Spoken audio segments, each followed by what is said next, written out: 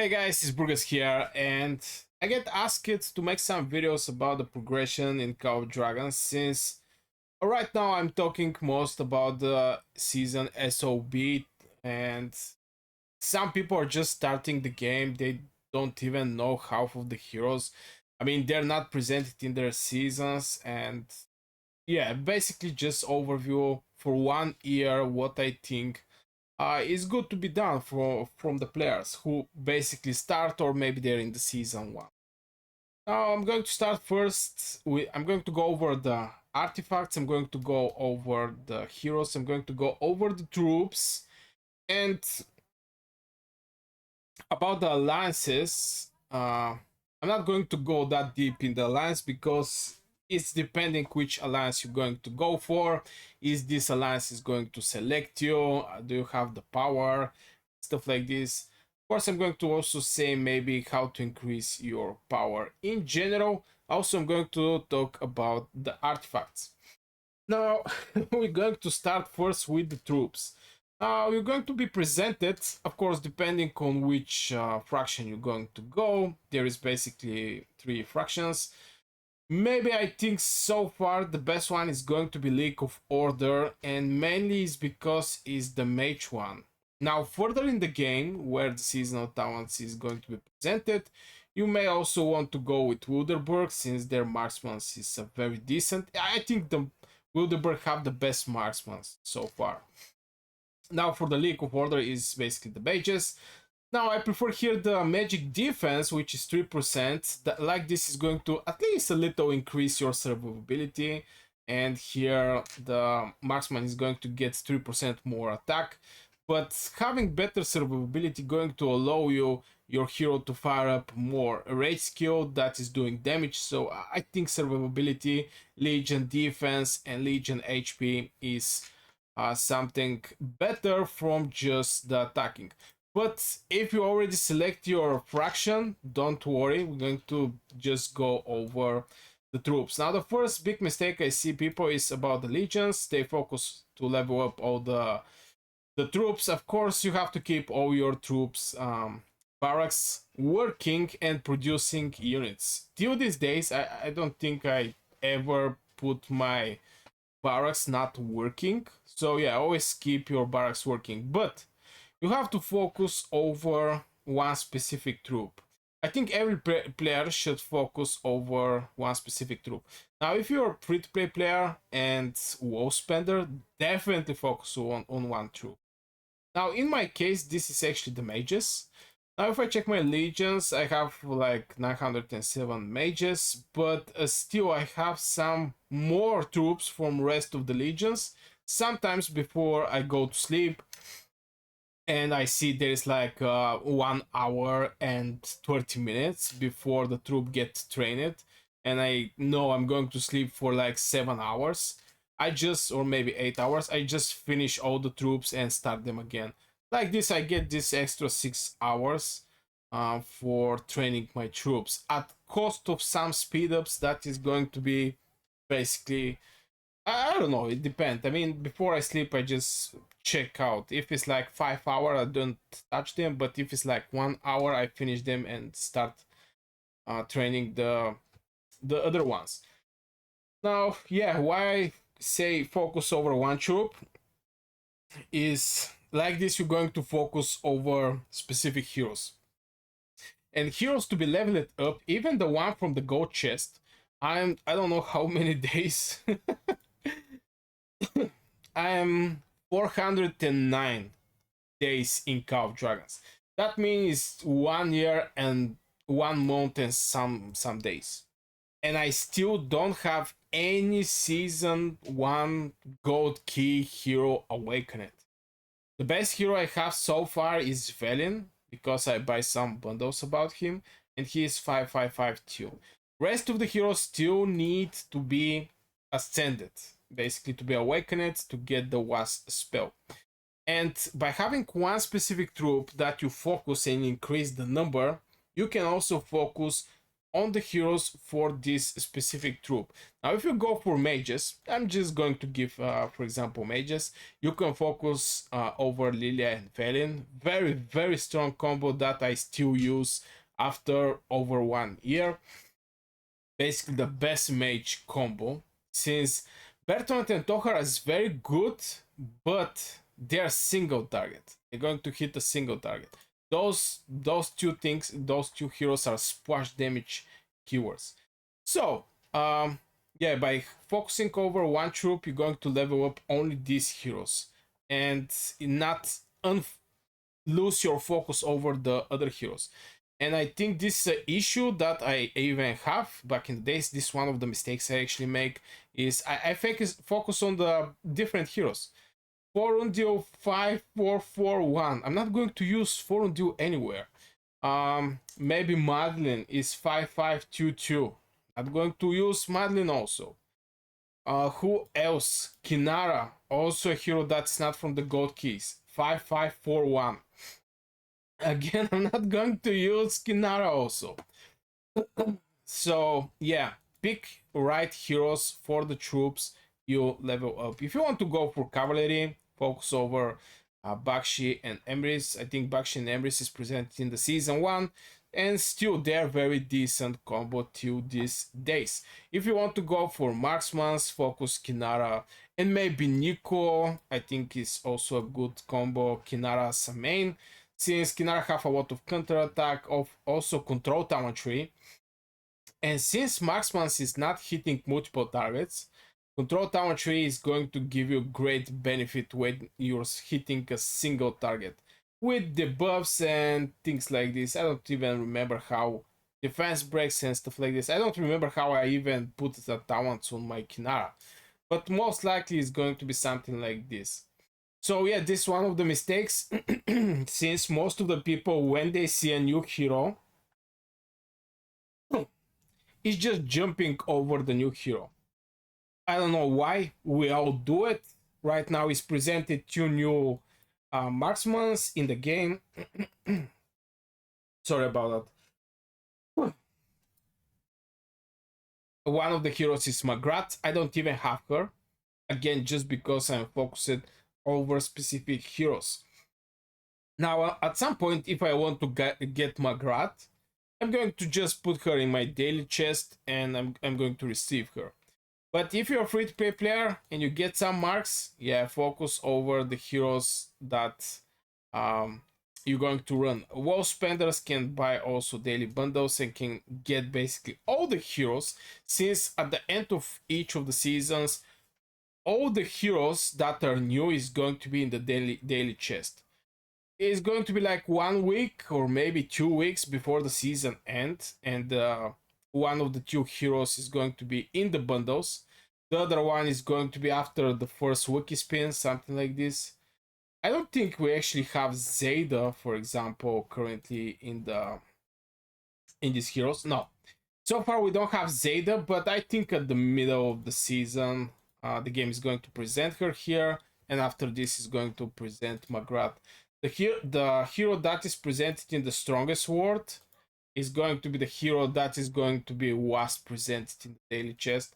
So yeah, you can basically level up your heroes like this, but focus over one troop.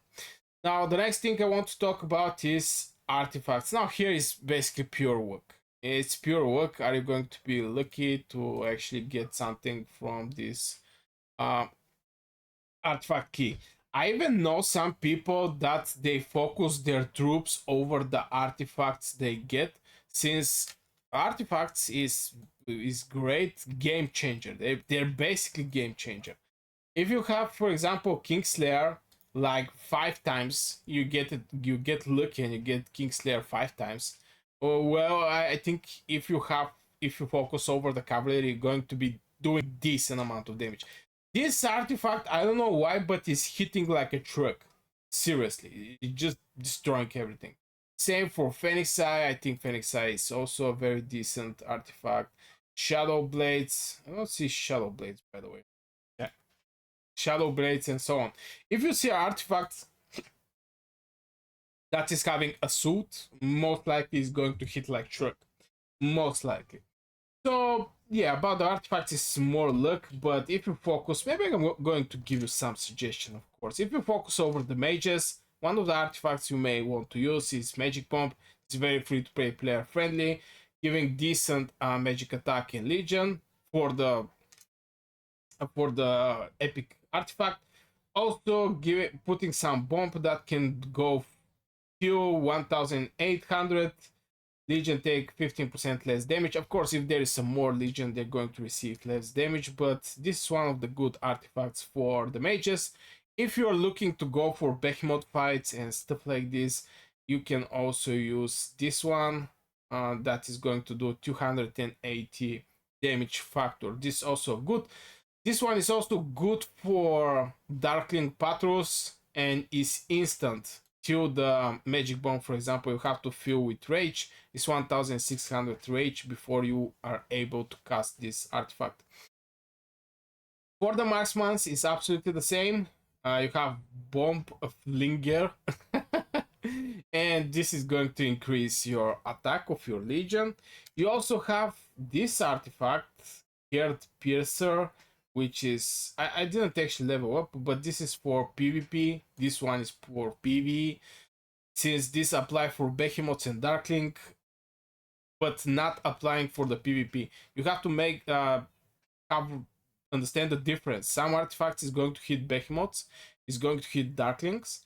Some artifacts is going to hit all that I say, Behemoth, Darklings, but also players. This one cannot hit a player. I also have this one, Steel Heart Adventure, but I don't know when it's going to be presented in the game. I get him from Artifact Throwback. So yeah, about spending gems on the artifact, only if the event is good. It have to be very, very good. But you can get, for example, for Forge of Light, I don't think we actually have it, but for Forge of Light, you can just sell the artifacts you don't need. For example, if I want to sell this one, it's going to give me 18 of these points. And with these points, you can buy this Forge artifact key and go for Forge of Light with these keys and actually get a decent artifact. You're going to get decent artifact like this. Now, I don't suggest going for Universal Artifact Key just because you don't know how many points you're going to have from this one artifact coin or maybe hero coin or things like this. So you have to be very careful to not actually miss this. I think it's 5 or maybe 10, maybe 5. I think it's 5 these keys. So try to always have some points to get these keys for Forge of Light. Now about the Behemoths, still I think till these days, for all the Behemoths, the best unit for DPS is going to be Marksmans. Only exception, there is only one exception, this is the Fire Dragon, where I think there is best to use mages. Just mages can avoid the dragon attacks. The Frost Dragon in the Belleron is still going to be for Marksman, but the Red Dragon in Tamaris I think is mostly for mages. All other Behemoths, I think Marksman is the best unit, and the basic reason about this is just Marksman have one of the biggest damage in the game. 341 is my physical attack of my Marksman. If I check my cavalry, is 330. It's basically everywhere. Something like this. Marksman have more damage in general. And since it's a long fight, you're going to count more on your normal damage. Also, the Marksman heroes most likely is going to be boosting the normal attack damage. Maybe for season 1, I'm going to give, for example, Nico. The precision is basically the best talent tree for Marksmans. And Nico have this boost where you get your normal attack damage bonus. Can go to 20% counter attack damage bonus. This more PvP, since you know counter attack is for PvP. We're going to even get little more boost here. But yeah, Marksman is for the Behemoths. Now I get question, is Behemoth fight open field? Yeah, it's open field. the fights that are not open field is fights be in your city. If somebody rally your city or somebody attack the gate and your legion is in the gate, it's not open field. And you get the idea. If it's something, if you're in some building, it's not open field. And Behemoths, even though that you're in cave, it's still open field.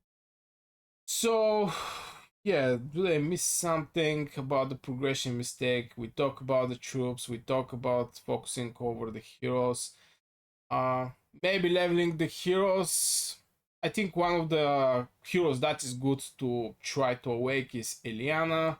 This hero is I don't know, one of the best epic heroes, since it's going to provide you with very decent defense, like normal attack damage reduction, and defense bonus can go to 30%. So yeah, this hero is going to be good to be awakened, and always keep track on things you can sell or things you can buy. Right now I'm buying just medals and gold keys, since yeah, we have like 21k points of this. About the tier 5 progression, at some point you're going to hit the bottlenecks. There's 2 bottlenecks about this, and this is your watchtower, that is going to be level 25, and the other one is rally bacon. Now why I say that this is a bottleneck is not because it costs a lot of time. Most of the things cost a lot of time. I think the your castle is going to cost the more time, 70 days, something like this, don't remember quite well. Now they're bottleneck because the things you have to gather to level up these buildings is very hard to be get. You have to get theatre from fighting with the forts around the map, or you can get them from the alliance chest. There is, I don't know what is the percentage to get from the alliance chest. Let's go for gifts. Here you have some chance to get like some theatre, but in general, yeah, most likely you're going to do forts for getting theatre. Same for the arrows, you have to go do darkening patrols. Now there is no shortcut for there. This is the bad thing, and sorry to I have to disappoint you, but the only way is gems. Or maybe for theatre there is a little trick I can share with you. Is basically, where is this? Yeah, here comes the fort, and the fort can give you, for example, 11 theatre. If you get tier 10, tier 10 for darkling fort, for example, this one, some people can sew this fort. It's basically 600 level 4 units. If you sew this fort, you can get either 1 or 11 of this theatre. 1 or 11. And I think like this, by doing some soul forts, you can gather more fast the theatre. But everything else is you just have to gem. There is basically no other way. Back in the days, there was in this event, Divine Repository, it was not fixed numbers back in the days, and you was able to gather like 500 of this box of blessing every day. And in this box of blessing, you can actually get arrows. This was the other way, but right now they're fixed number, since this box of blessing are giving pretty decent stuff inside, also gold keys and silver keys. So yeah. If you have any questions, since I don't know what else to say about the progression mistakes I make and how things, I mean, what problems you may have. If you have any questions, you can write me in the comments below, and I'm going to try to answer as fast as I can. For now, see you in the next video. Don't forget to like, subscribe if you're new to this channel, become a member if you want to support me, and yeah, see you in the next one.